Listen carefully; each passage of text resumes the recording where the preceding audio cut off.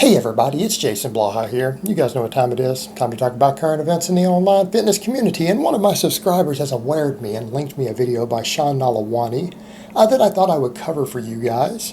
And let me state up front, Sean is one of those guys that I agree with probably 90% of what he says. He occasionally says some stuff that I very much disagree with, but I will give credit where credit is due. He's generally a smart guy, pretty good knowledge of training, pretty good knowledge of nutrition. His information is generally good, but the overwhelming majority of it is pretty much right. And he doesn't really stir up a lot of drama, which is very different for me because I pick a lot of fights, but that's okay. He runs a different sort of channel. He runs an informative channel, and it is harder for you to get total views doing that and get the same outreach. But again, his information is overall pretty good. So let me go ahead and put on my +5 head of speechcraft and let's talk about this. Now, I want to remind people, if you guys will go ahead and click a like on my video down below if you're a regular viewer, that would be greatly appreciated. Again, we got to offset that dislike bot those three guys run. But over to the point. As far as this video goes, I'm going to briefly go down some of the stuff that he did, but I would actually advise you to go watch his video if you're curious about any of these, his stance on it. I largely agreed with what he said.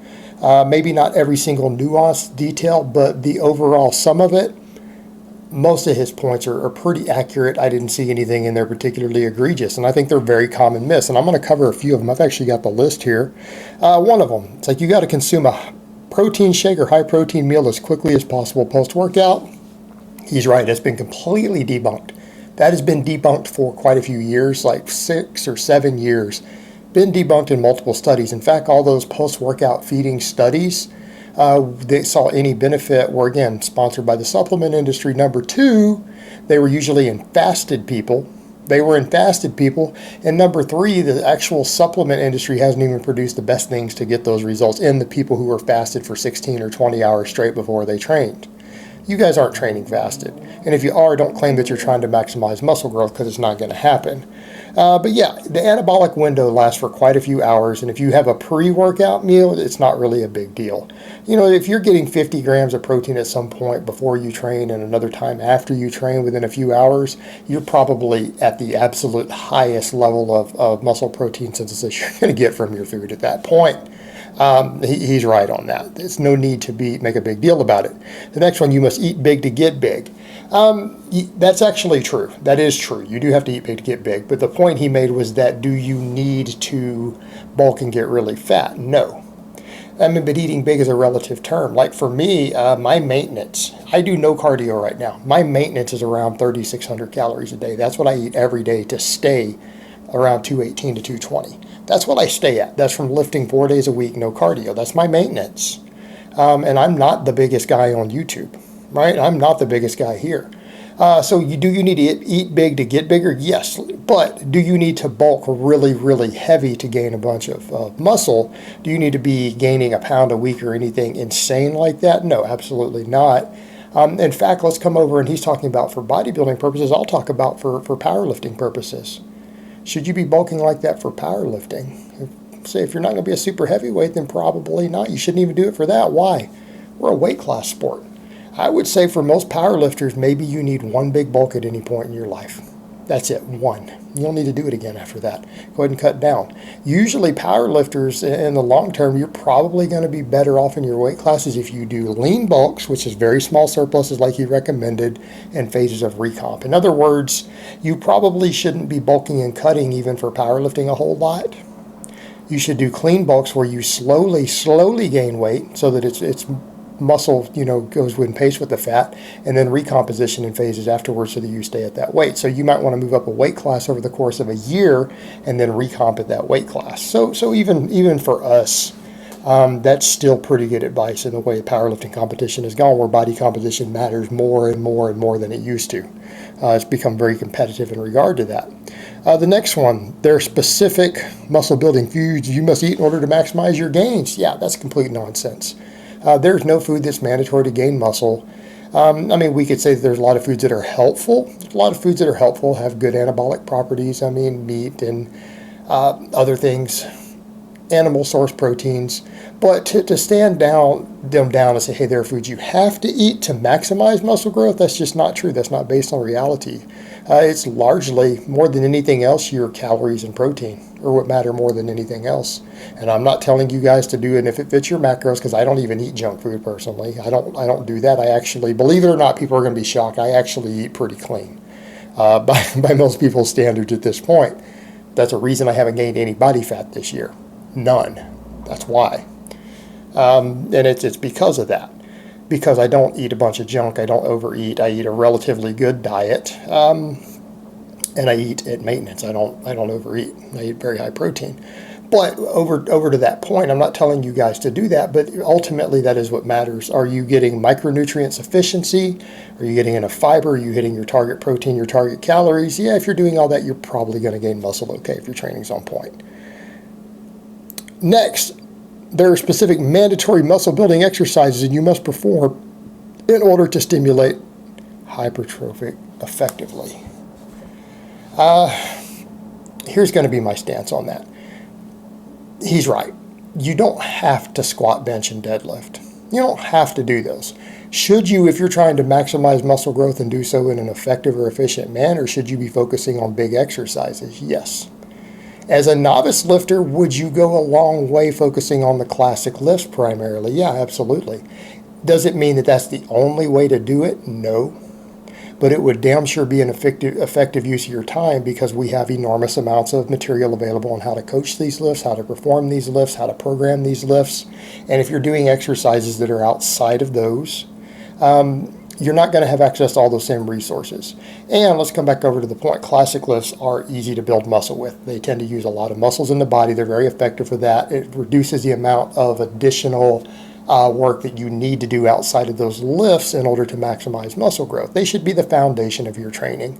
But even I'll be the first to say that the more advanced you get, the less you need to focus on the classic lifts. And even for my sport,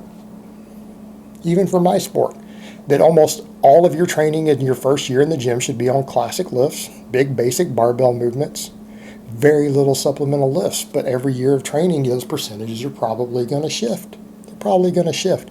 And you're going to want more and more accessory work and more exercise variation to avoid overuse injuries, to avoid problems with your joints, to avoid problems with tendons, all related to overuse, to make sure that you get good muscle balance. You're going to want more variation actually over time, and we change that variation up. Very advanced lifters oftentimes change their assistance movements every 3 weeks, even for powerlifting purposes, because it works, and the best coaches know that. So there's no exercises that are mandatory, but there are some that are going to be better use of your time than those. Make more efficient use of your time. But he is right. Nothing is mandatory. It is about workload. It is about tension. It is about recovery. That's the stuff that really does matter. Other one, cardio burns muscle. Yeah, that's not necessarily true. Now, there can be crossover effect in terms of your training. Particularly excessive cardio can offset your strength training and resistance training to some extent. Yes. Is it going to stop you from gaining muscle? No, absolutely ludicrous. Other one he brought up, training each muscle group only once per week is not an effective way to build muscle.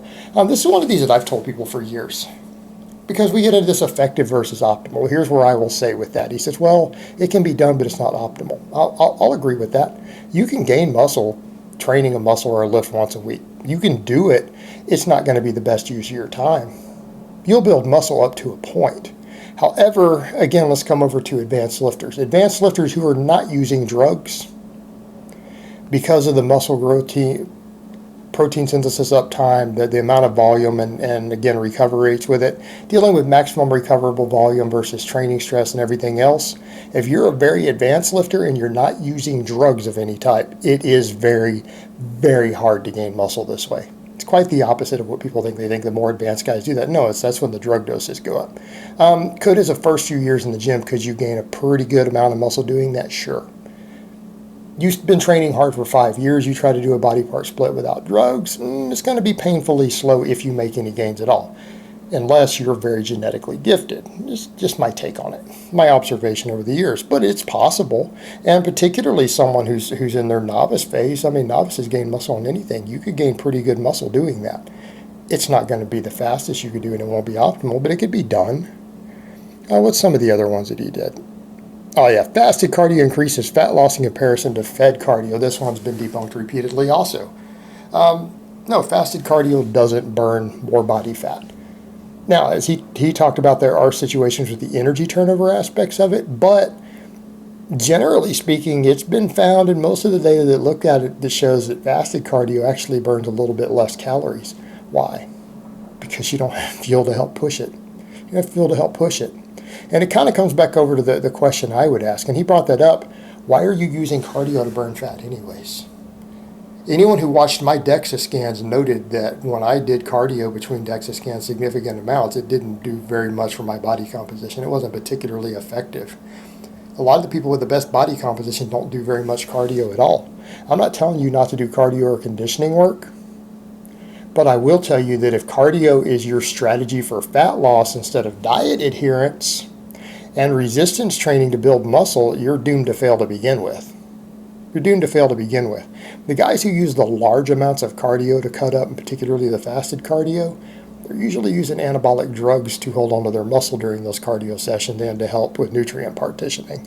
If you're a drug-free lifter, probably not the best way to go. The best way to go for losing body fat is probably going to be to tighten your diet up, reduce your caloric intake a bit to the point where you're not losing muscle, increase your protein, pay attention to your stress levels recovery, find a diet strategy that you can maintain that has diet adherence. It helps you maintain a small caloric deficit over time.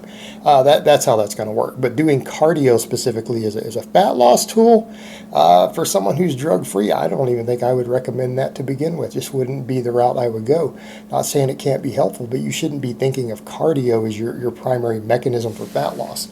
Cardio should be used to improve your conditioning. Cardio should be used to improve your stamina. Cardio should be used to improve your recovery and health. It's not that great. It's not particularly good as a fat loss tool. It just isn't.